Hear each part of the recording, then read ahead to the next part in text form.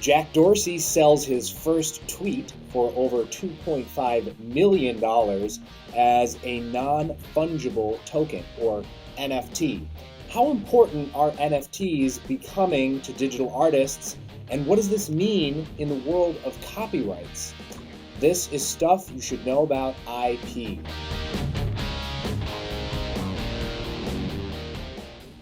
Today's episode of Stuff You Should Know About IP is brought to you by the Patent Lawyer magazine. To stay up to date on global news related to IP and patents, go to www.patentlawyermagazine.com. Each edition is free to read for weeks after release. And don't forget to sign up for their newsletter as well at www.patentlawyermagazine.com. Stuff You Should Know About IP is brought to you by the Colson Law Group. If you need unflappable lawyers who can help you navigate the sometimes treacherous waters of intellectual property, go to www.colsonlawgroup.com. All right, Tom, please explain to me NFTs, because I'm a little bit lost when we start talking about blockchain and cryptocurrency. My eyes roll into the back of my head. Yeah, you're not alone, right? Yeah. So here's what I want to know. How is it possible that Jack Dorsey, who's one of the founders of Twitter, super rich already, he can sell a tweet at about $100,000 per character? How is that insane. Possible? His tweet, which was, let's see, just setting up my Twitter. He didn't even spell out Twitter. I know. He just put TWTTR. Got rid of all the vowels. That's right. Reason. So that's 25 characters, and he sold it for like $2.9 million. That's pretty good. But the question is also, how do you sell something that's already out there that everybody's been looking at for more than a decade, right? Right. So let's talk about non-fungible tokens, or NFTs. So before we get to NFTs, let's talk a little tiny bit about blockchain. And believe me, I'm not a blockchain expert, but let's go back in time. When I started a company called IP.com, we had a problem we were trying to overcome, which is this. IP.com was in the business of prior art management, essentially. Yeah. And it was a service called defensive publishing, where Ray has an invention. You don't want to patent it, but you want to make sure no one else can patent it, right? So you take your disclosure of your invention and you want to publish it someplace, because once innovation is published within a certain period of time, like a year in the US, different places it's immediate, but once it's published, no one can get a patent on it.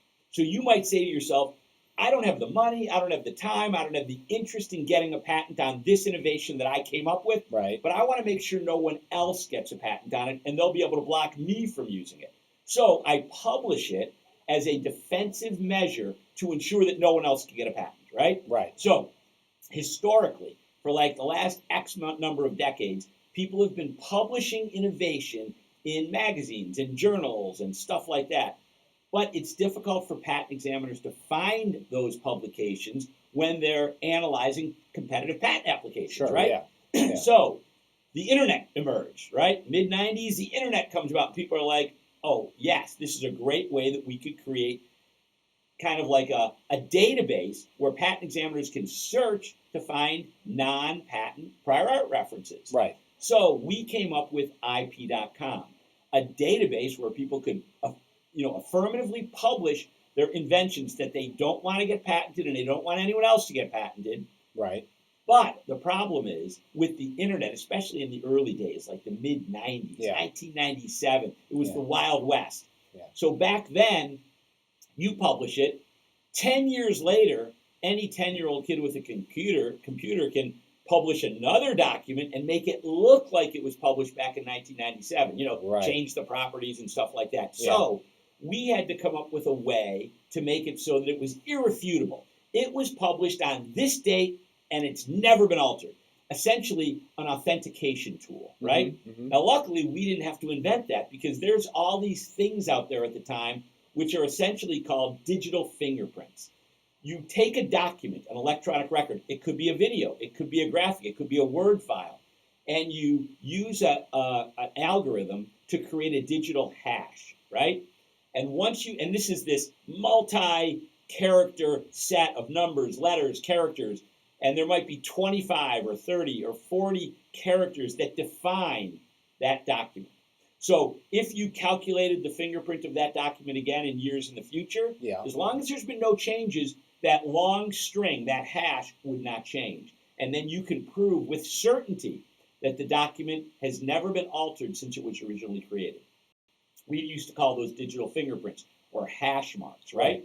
So that was our way of ensuring that if documents were published in our database, and we had this whole thing, like we calculate the fingerprints, then we put them with all the other fingerprints, we calculate those, then we publish those in a journal on paper. It was very cumbersome. 20 years later, we have blockchain, which is way more advanced than what we were doing, right? Right. But it's essentially the same kind of thing, right? It's I found this quote, which is, blockchain is a system of recording information in a way that makes it difficult or impossible to change, hack, or cheat the system. Okay. And that's kind of what we're doing, right? Now, blockchain has become popular with cryptocurrencies. And we're not going to get into cryptocurrencies today. That's really what I typically would associate it with. Right. Yeah. Most of these cryptocurrencies are on, all of them are on a blockchain platform like Ethereum. But they're separate things, really, right? Cryptocurrency and blockchain. Cryptocurrency uses blockchain technology. Yes. But blockchain could be applied to many things. Right. I mean, think about it. Anything you need to verify the authenticity of an electronic record, whatever that record is, you can use blockchain. Just so happens to work really well for currency because this dollar is this dollar, and that means that there's no other dollar like it, right? Or I'm not going to respond to that because I don't want to get into that in the short period of time we have. Okay, so let's we're getting focus off on subject. Another application for blockchain, which solves another problem. And here's the problem. Graphic artists are creating all this really cool stuff, right? And they're not making any money. Why aren't they making money? Because it's so easy to replicate it. I mean, go to YouTube, go anywhere, and you can find almost anything and download it for free, right? So these digital artists are creating stuff that's really valuable, but they can't figure out a way to monetize it. Enter blockchain and enter NFTs, non-fungible tokens. So non-fungible tokens are essentially saying they're one of a kind. So we leverage blockchain, or just so it's simple in your brain, digital fingerprints, if you will, right? And we can show that there is certainty that this digital thing, this digital file, a video, an audio, a graphic image is this on a particular date, and it's never been altered in the future. So you can go back 10, 20, 30, 40 years, and you can prove when this thing was created, okay? So digital artists are like, okay, how does that help me? Well, we can, just like a painter can sign their work. They paint this thing, they sign their work, and they sell it for maybe millions of dollars. We could do the same thing with digital art, if you will, with non-fungible tokens or NFTs. Because we're going to let artists create one work which is going to be their original, right? It's going to be their signed work. It's going to be ownership of that video that they created or that graphic image that they created, and they can sell that. Now, yes, there are thousands, maybe millions of exact copies out there, but the same goes with artwork, right? You know, you can sell a famous artist, paint something. There's a zillion prints of it, right? You might pay $50 million, and my mother goes to Michael's and pays $2 or $10 or $20. And for most people, it looks exactly the same. You go into her house, there's a dolly up on the wall. In fact, my mother has a dolly up on the wall, and she always refers to it as her dolly, right? And I'm looking at it one day, I'm thinking like a doll, but the art, the melting clock. Exactly. In fact, it's the melted clock, the melting clock. That is the one she has on her wall. She always talks about her dolly, and she's been talking about it since I was a kid. But the thing about her dolly is it's not an original. It's a print. It's a print. Is it a print or like a? It's worth something. Like a recreation where there's actually like someone painted it, or is it just a print? No, it's a print. It's a print, but it's worth something because it's a numbered print. Okay? I see. Okay. So you have an original, which is worth this much. Then you have numbered prints, which are worth this much. Then you have the stuff you can find. Then you have stuff that you find on the internet, like pictures of the prints, and it's worth nothing. Like right? I downloaded the image from Google and printed it right, on yeah, computer exactly, paper. exactly. Now, if you downloaded it and printed it and put it on a frame, so, I mean, it's illegal. It's copyright infringement. But if you did it, you might be able to sell it to your friends and neighbors because at least you did that. It's worth $20. Right. But my mother's dolly was probably worth a few $100s. Sure. The actual image, the actual painting, is probably worth millions, right? Right. So now let's go to NFTs, non-fungible tokens. So you create a video. You have a video. You have a movie, Ray. It's called Buffalo Boys, right? You created your own movie. And there are copies on Amazon. In fact, I bought a copy. Yep. You know, I watched it, and I paid like, what, $3.99 or $5.99? Something like that, yeah. You could take your movie and upload it to one of these platforms, one of these blockchain platforms like Ethereum, and you can create essentially an original, a signed Ray Guarneri Buffalo Boys. And then you can post it for sale. And even though anyone can download your video from Amazon for like $4.99, you could sell this for $1 million. Interesting. $10 million. Yeah. Because these people... I'll have to do that when I get famous. Exactly. I'm still waiting for that call. It should come in any minute now. But... That's right. But essentially, so these NFTs... So now imagine this. If Ray can do that with his movie, anybody could do it with any electronic record. Okay. So let's flash back to the 70s and 80s. People used to love actors and famous people paraphernalia, right? Mm-hmm. A shirt from Elvis Presley is worth a lot of money, right? It's just a shirt, but it's a one-of-a-kind thing. Didn't they sell his guitar? Exactly, like that. guitar. Even though whatever his guitar is, there's probably a zillion of those guitars, but they weren't Elvis's guitar with maybe his signature on it. Some certification that shows it's his. And then people buy it, they hang it up on the wall. 99.9% of the population would walk in and say, oh, that's just some knockoff guitar. Oh, it says Elvis, but it's not real. But then he's got a certification that he might put up with it, right? It's like what are you really buying? You're buying bragging rights. You're buying the right to say that you have the one-of-a-kind version of whatever this is, right? Now let's go to these NFTs again. Non-fungible tokens. And Jack Dorsey. So Jack Dorsey sells his 25-character tweet, which is just setting up my Twitter, for $2.9 million. Even though I have it on my computer right now. Yeah, and you have it because I emailed it to you. Anybody that's watching could download it and see that tweet. But they don't have the certificate of authentication that it is the one sold by Jack Dorsey to this person. Yeah, it's a bit... I mean, I have several questions. So, you're not really buying anything, except it's the certificate you're paying for, not the creation itself. Okay, so not the song, the video, the tweet, the... Sort of. So let's compare it to a painting again. Let's compare it to a famous painting by Dali. You buy the painting. You're getting a painting. You put that painting on your wall. Right. Every time your friends come over, they're like, oh, did you get that as a print? No. It's the legitimate one. I got the thing. I paid $2 million. Right. So you're bragging about the fact that you bought the original. Right. No one can tell that it's the original. But if you were in Bill Gates' house, you would assume even if it wasn't. Yeah, for Bill Gates or Jack Dorsey, even if they're not the originals, you assume they are because they're rich, right? So now let's flash over to a graphic image, right? Or a video. Video is a good example. I have let's talk about something real. Let's talk about a guy whose name is, let me just remember what his name is here. Let's see, not his fake name, but his real name. Mike Winkleman? Mike Winkleman, exactly. Otherwise known as Beeple. Beeple, you got it. Mike Winkleman, the artist currently known as Beeple, right? Or Beeple Crap. I saw that as well. Okay. Mike Winkleman, as of October 2020, had never made more than $100 for anything. And by the way, his stuff is really creative. It's really interesting to watch. Whether you like it or not, you got to say, wow, this guy's got talent, right? Okay. And I've looked at a bunch of his stuff. So he's never makes more than $100 because how could he? What does he sell? It's free on the internet, right? Then he discovers NFTs. So he ends up selling, in March of 2021, an NFT of his work, which is entitled Everydays, the first 5,000 days, for $69 million. It's a Christie's auction. It's the first time they've ever auctioned something that isn't really real. It's not really anything, right? I mean, what is it? So anyway, he sells it for $69 million. What does the buyer get exactly? I downloaded that image for free. And I have it. In fact, Winkleman at the end of 2019, sells this thing he calls Crossroads.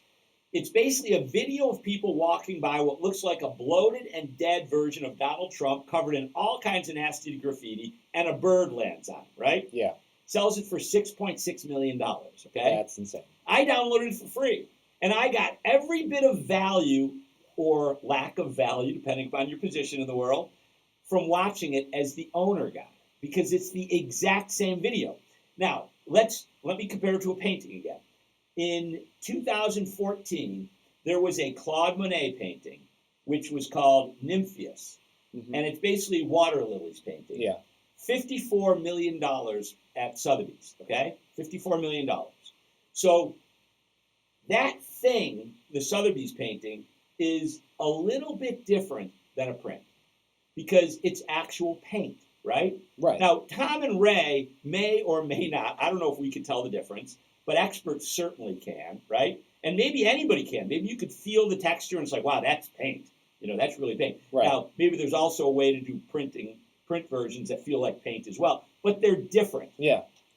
The thing about Crossroads or Everydays, they're exactly the same. There's no difference between what I downloaded and what the guy paid $54 million or $69 million for. The other person paid $6.9 million. Yeah. That's weird. But anyway, it's the same exact thing. But what you get is the certificate. You get the token that it's yours. It's Ray bought it. So how is that different than the Claude Monet painting? Not that much different. So let's imagine what you do. You get a monitor, you put it up on your wall, and you put a framed certificate up on the wall that says you bought this for $69 million or $6.6 million or whatever. When people come into the house, they see this 11-second video playing or this image up on your wall, and they say, oh, that's pretty cool. And then they look above it and they say, paid $69 million for it. First, they think you're insane, but then they think you must be really rich. Right. But then they think, if they're at my house, they probably already know I'm insane. That's right, exactly. But then what they say is, wow, that's pretty cool that you own that. You must be something special. It's bragging rights. So do you actually own the video? Just like the painting with Monet, you own that painting. You don't own the copyrights to that painting. They don't own the copyrights to the Everydays image or to the Crossroads video. Right. They own that actual video. Now with Monet, it's easier because it's physical, it's tangible. This is a little harder to conceptualize, right? So well, that's my next question is, okay, so I saw this video, it was a music video by a rapper named Tom McDonald. Okay. And I guess he was a fan of Eminem. Who isn't? Right, exactly. Right. And Eminem sold like a track, a beat, via an NFT. Okay. And Tom bought it. They're not like friends or collaborators. I mean, Eminem might not even know Tom McDonald exists because he's, up here, and this guy, makes videos on YouTube. He's talented and all, but and so Tom McDonald wrote lyrics and put a song on top of that beat. And the thing that really interested me about it was that in all of the marketing that he did around this new song that he made on the beat that he bought from Eminem, it says produced by Eminem. And what you're saying kind of sounds like that beat that he bought that copy, not the copyrights to that creation. Yeah, like how does that work? That's a good question. Again, we're talking about something that's conceptually difficult. Let's say that beat that he bought were somehow physical, right? Uh-huh. And he handed it to him. Well, he would own that thing, right? But he wouldn't own the copyrights to it. So he could sell that thing, he could throw it in the garbage, he could put it up on his wall, but he doesn't own the copyrights. So now let's flash over to the digital world. So he couldn't copy it and give those copies to other people. No, and that's the copyright issue right there. he kind of owns the certificate of ownership. He owns the NFT, the non-fungible token, which is really just a certificate of ownership and authentication, right? Right. So it's authentic that you are the one of the entire world, you own this beat. In fact, Eminem doesn't even own that beat anymore, but he owns the copyrights to it. Claude Monet doesn't own the painting that he sells, but he owns the copyright. So what does copyrights give you the right to do? Depending upon where you are in the world, let's say the U.S., because we're in the U.S., right? Yeah. Copyrights give you a number of rights. I'm going to read a few of them. Number one, you have the exclusive right to reproduce the copyrighted work, right, in copies, right? Yeah. Okay. Number two, to prepare derivative works based upon a copyrighted work, okay? To distribute copies of a copyrighted work. So in this case, Tom McDonald gets this thing, which is a beat that he bought, but it's kind of like a Monet painting. He owns the painting, but he doesn't own the copyrights to it. He can't copy it and sell it. He can sell the actual certificate. He can sell the NFT. Maybe it goes way up in value and he sells that, and then someone else owns the certificate, just like someone else owns the Monet painting itself. But he can't make copies of it and sell those or even distribute those. He can't even, so because it's an exclusive right of the copyright holder, and he can't make derivative works. So what you're describing, he took that beat and he changed it and mixed it with something else. That is a derivative work. A derivative work is when you make something new that is derived from the copyrighted work. Okay. The copyright owner has the exclusive rights to do that, which means Tom McDonald can't do that unless there's an agreement. Now, there might be an agreement. We don't know. You could theoretically, if you created an NFT, let's say we did one for this podcast, Which we could. but we could also associate the rights to make derivative works with that NFT and sell that. You could do that. So maybe Eminem did that. And maybe they did. I mean, I don't know why he would sell a beat and not expect someone to do something. That's what you're supposed to do with those. Exactly. So now Eminem has a lot of smart lawyers, I'm sure, because he's a rich guy. They probably sold the NFT, and they included with the NFT a license to make derivative works, right? I would probably imagine. Also, if a not, license Eminem to can use sue his Tom brand. McDonald. Yes. Yeah. Wouldn't that be funny? Tom It would McDonald be ironic because buys the song is like an ode to Eminem. It's like almost like a compliment. You know? it is? Okay. I think it would be bad press for Eminem, but who knows? I mean, right. But so imagine this: Tom McDonald buys it. What did he pay it? Like $100 grand or something? Yeah. Okay, $100 grand. Then he makes a derivative work. Then Eminem sues him for copyright infringement because one of the exclusive rights of owning a copyright is the exclusive right to create derivative works. So that's why it's fuzzy, right? But like you said, why would he buy it if he's also a rapper? Because he's also a rapper, right? Tom McDonald. Yeah. Why would he buy it if he wasn't intending to do something with it, right? Now, some people might just want to buy it to hang the certificate up on the wall and say, I own Eminem's beat. Right. That's pretty cool, right? Okay, so here's another perhaps messy question. Can Tom McDonald now make an NFT of the new video? And I think the song is called Dear Slim. That's the derivative work. Right. Can he make an NFT of that? Yes. And then sell that? Yes, because here's the thing. And by the way, you can do that. Okay, there's two different questions there. Can he make an NFT of it? Can he sell it? Because you make a derivative work. Let's say that I buy a Claude Monet. Let's think of something that's more realistic, something to somebody who's alive. I doubt Monet's alive. But let's say Tom and Ray. We create this podcast. We own the copyrights, which means we own the exclusive rights to create a derivative work. Yeah. Somebody else comes along and puts music to it and a bunch of things popping up and graphics. They have created a derivative work. They own the derivative work. Yeah. They own it. We don't own it. We cannot take that derivative work and start copying it or displaying it. We can't do that. Even though we own the underlying copyright, we cannot take that person's derivative work and because that person make owns a new the derivative work or whatever. But that person can't even sell his or her derivative work because they're infringing our copyright by doing so. You've made a derivative work, you're committing copyright infringement. So Eminem would have had to have, in that example, given the rights to create a derivative work and to sell it for Tom McDonald to be able to legally sell it. Yeah, and then he creates an NFT of his own, and now he can go to market with his NFT. But those rights are separate. The right to create a derivative work is one thing, and the right to sell it. Yeah, because keep in mind, look at what these three rights are. I'm just reading off the copyright statute of the U.S. One, you have the exclusive right to reproduce the copyrighted work in copies. Okay. That's a right. Okay? That's a right in and of itself. Mm-hmm. Number two, to prepare derivative works based upon the copyrighted work. Okay. That's a second right. Okay. Right? And then three, to distribute copies. That's a third right. Right? Right. So, of the derivative work? Is number three no, related to both or both? That's a good question. You can't create a derivative work, and you can't copy and distribute the work. Right. So that's a good question. So right number one, well, you actually, can't do it anyway because it contains the copyrighted work. Right. So they're you kind can't of sell copies. a bit. You can't reproduce it in copies, and you can't produce a derivative work. You need the rights to do all three of those. Right. To do what you're saying. But having said that, yes, you committed copyright infringement by creating a derivative work. You still own the derivative work.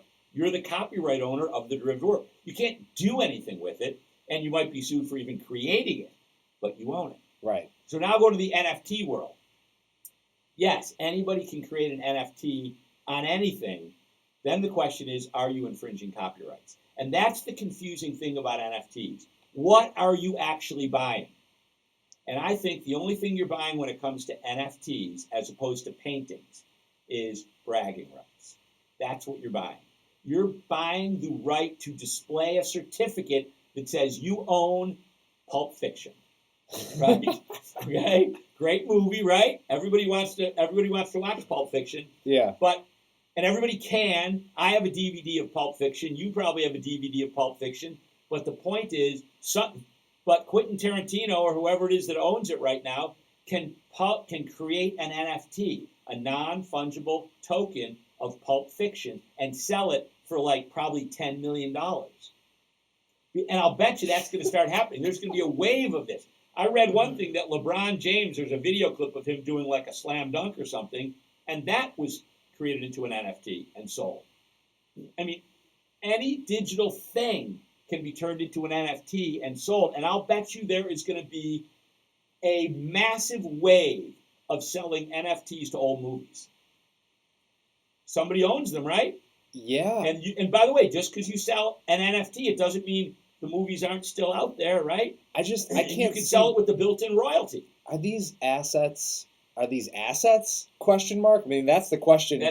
That's a good question. I mean, my question was going to be: will they appreciate? But are they even assets? I mean, I read this article because a painting, that Monet in another 100 years who knows how much it'll be worth? Probably more than it is today. Okay, but where's the value in that Claude Monet painting? I just turned my computer around before we started this podcast. Showed it, yeah. And I said, this thing, Nymphias, which is like water lilies, do you like it? And I'm looking at it thinking, I wouldn't even put that in my house. It's ugly, right? I mean, it doesn't even look like it's well done. Right. It looks like it's a child did that piece of art to me, right? Right. But you said I like it depends upon my color scheme in the room. Yeah, right? You can't put a Monet in like a dark room. Well, or something because like it's that. a Monet. But if you ignore who the author was and just looked at that Nymphias thing, yeah, I'll bet you 90% of the population wouldn't even like it. They'd be like, "That's okay." Probably. But once it becomes a Monet, now it's worth $54 million at Sotheby's. So flash forward 100 years. Is that Monet still worth a lot of money? Depends on if they're still teaching yes, modern exactly. art in early modern art. If Monet is still popular, yeah. Right? So what about this guy Beeples, right? Uh-huh. Is his stuff still worth something? Is that thing of the Donald Trump character like laying face down, bloated and dead, is that still worth something? All depends what people think of Water. What was his name again? Waterman? Winklevice? No, that's the social media movie. Winkleman. Mike Winkleman. Yeah. Winkleman. If he, like Monet is still famous, people still value that. They still think, well, if I buy this, I get bragging rights. That's cool, and it might go up in value. Right. If people think it's cool to own a Winkleman or a Beeples, sure, then it will be worth something. Yeah. That certificate will be worth something. By the way, I go to friends' houses all the time, and I see stuff like a football signed by all the Buffalo Bills, right? Yeah. And I look at it and I'm like, why would anyone want that? Much less, why would they put it up in their house? But because I don't value that. But Right. they do, and a lot of people do. Why is that worth anything? It's just a football, but it's got all these signatures on it. What does that give them? A story to tell when people walk in the house. I got this one day after football practice. I was at Fredonia watching practice, and I somehow got every player on the Buffalo Bills to sign this thing. Yeah. And they're like, isn't that cool? And they feel good about themselves, and people are like, wow, that's a really cool story. So that's what they paid for, right? They paid for a football that they could tell a story around, that they have bragging rights. And I think that's the same thing with these NFTs.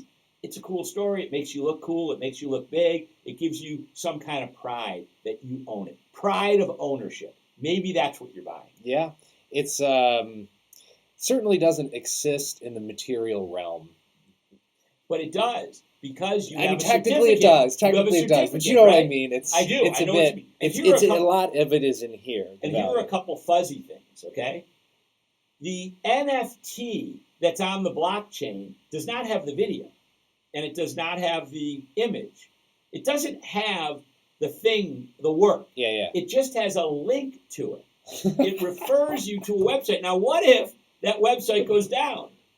What if you redirect that to something else? If you can redirect it. But yeah. You're really, I mean, if it goes down, and I'm not even saying like there's a systemic crash in the internet worldwide and we're back to the Stone Age. Yeah. I'm saying that site, it's a startup company. You know, Winkleman spends all his money on, what was that one expression? That baseball player, somebody's going to know this, he said, that he was asked, what do you do with all your money? And he said, well, I'll probably spend 90% on booze and women, and the other 10% I'll probably just waste. Okay? So who said that? I don't know. It's a famous baseball player, but anyway, I don't know his name. But anyway, Winkleman blows all his money, right? He's worth nothing, and he can't even afford to keep his website up that was hosting that image, right? Now, here's what you could do, though. So here's what I'd do. I would download it myself. Yeah. Put it up on my wall on a monitor so it's like playing. I paid $69 million for it. Right. So I want people to see it. And then I'd frame my certificate and put it over it. And now it's kind of like any other piece of art, right? It's a cool piece of art, but you get the bragging rights that everybody's going to know that you had the Winkleman. Here's what I think is Here's what I think is the thing that's going to become rampant, and that is scam artists. Because you go back in history, I'm sure that people are copying artists' things and calling them originals when they're not. Did you ever see the movie or read the book, The Mormon Murders? The Mormon Murders. It's a book, The Mormon Murders, and they just did a thing on Netflix, which is like kind of a mini-series on it. But this guy, I think his name's Mark Harmon or something Harmon, he was like this great forging artist. And he was forging all these documents, and he was selling them as collectibles to people, but they weren't real. And finally, I did hear about that. Yeah. Finally, like he killed some people to hide his secret that he was doing this, but he was creating forgeries of expensive collectibles and making a fortune off it, right? Now, let's look at Claude Monet. Ray goes out, I want to buy a Claude Monet. Well, if it's not sold at Sotheby's and has their seal of approval, you might get duped, right? Right. Because you don't know. And I see what your point is. I certainly would not be able to tell one NFT from the other. Right. So you're going to I don't even understand how the technology works. I know. So now, don't you think there's a zillion fraudsters? Because it's even worse than that. Ray has Buffalo Boys. That's your movie, right? Yeah. You don't make an NFT, right? You don't make one. Right. Some other person I don't know. We have a distribution company, so I don't. But let's say some other person downloads Buffalo Boys. They make an NFT on Ethereum, Can they do that? Yeah, anybody can do it because a lot of these sites aren't that they don't really verify ownership that much, and it's probably easy to trick them. I read this article in Forbes like 20 minutes before we started this podcast, and it was basically it showed all these different sites, and it said there's varying levels of verification on these sites of creating. And I listened to a YouTube video this morning of that guy Beeple, Mike Winkleman, and he said it's surprisingly easy to create NFTs. Like it's simple to create NFTs. So I'll bet you there will be people downloading highlights from football games and soccer games and whatever. Ray's Buffalo Boys. You know what we got to do? We should. Let's make an NFT of this podcast episode, and we'll put it for auction. There you go. Yes. We'll donate the money to charity. There you go. And we can do that, right? Because any artist can create an NFT. If someone doesn't easily. beat us to it, we better That's right, exactly. get on it. But that's what I think is going to be a big problem in the future, or even now probably, are scammers. Not only selling fake NFTs when a real, like, imagine Crossroads sold for $6.6 million. Yeah. And someone downloads Crossroads, creates an NFT, prints up a certificate, and then goes out and sells it to someone who's unknowingly says, "Oh, I saw it was sold for $6.6 million. You want to sell it for $2 million? Oh, hell yes, I'll buy it." They give you $2 million, but it's not real. This is the Wild West right now. NFTs, I think they've been around since 2014, but they've only gained popularity in the past, 12 months or so. So it's really the Wild West, and there's going to be a lot of scamming going on associated with these NFTs. Well, I certainly, I'm not going to say I think that it's silly. I'm just going to say I'm probably going to, invest my money elsewhere. Maybe, yes. I don't know if I'm going to buy any NFTs, just the same as I'm not buying any Monets right now. Not that I can, but yeah, right. But think of this. It's a little, I don't know. Okay. I wouldn't buy into it. But think of this. Here's another issue. Okay, I described how these digital fingerprints work. If you change one little thing, if you change a period to a comma, if you change the shade of a color, it will change the fingerprint. It will change the blockchain, right? So you sell one of these NFTs, and somebody buys it for $1 million. Then you go to your artwork, because you own the copyright. You could create a derivative work. And you very subtly, now remember, this is not a computer. You don't have to repaint anything. Right. You change the shade of the background a little tiny bit. You create a new NFT. Then you sell that. Okay? What happens then? You just paid $2 million for a one-of-a-kind. You paid $6.9 million for a one-of-a-kind video, Crossroads, in that Trump picture where he's face down and bloated and graffiti. Now, Winkleman goes and just changes the shade a little bit and then sells another NFT for like $5 million or $2 million or $100,000. I would be a little annoyed by that. You probably want to sue him for fraud or something, right? And but I probably couldn't. I don't know. It's a Wild West right now because I'm sure I have never read an NFT agreement. Right. But I'm going to because one of us came up with the idea of doing this, and we've been reading about it for a couple hours. I want to understand more about how these NFTs work in contract. Right. Because whenever you're dealing with anything about possession, my first question to people is, let's see the documents. Let's see what you've agreed to on paper. M&M. I mean, who knows? These are so new. Maybe they weren't sophisticated enough to create a document. And you just assumed, of course he's going to create a derivative work from it. That was the point. But then he doesn't like it.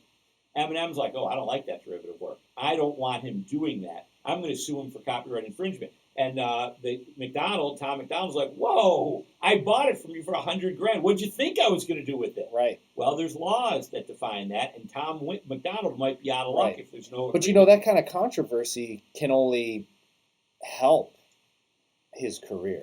Tom McDonald? I mean, I've never heard of him until this morning. Right. I mean, like a lawsuit, a battle like that. No, that's what I'm talking about. You and I are hearing about it, and our 10 million listeners are hearing about Tom McDonald. Right. But no one else has probably heard of the guy. But if there was a big lawsuit over it, what a great way to build his fame. Right. Right? Suddenly he gets his moment in the sun, and maybe he capitalizes on it. Yeah. Well, this is a really interesting topic. I'm glad that that you brought this up because I think I knew this much before about zero, and now I know this much. Right. But that's a big difference. Yeah, you went from zero to something. That's an infinite growth. It is. Right. I don't really know what that means, but I'll take it. Infinite growth. If you guys enjoyed this podcast, please don't forget to share it. Share your comments. Let us know what you think of the new studio that we're in. We think it's pretty cool. But please share your feedback and don't forget to subscribe as well. And we'll see you next time on Stuff You Should Know About IP.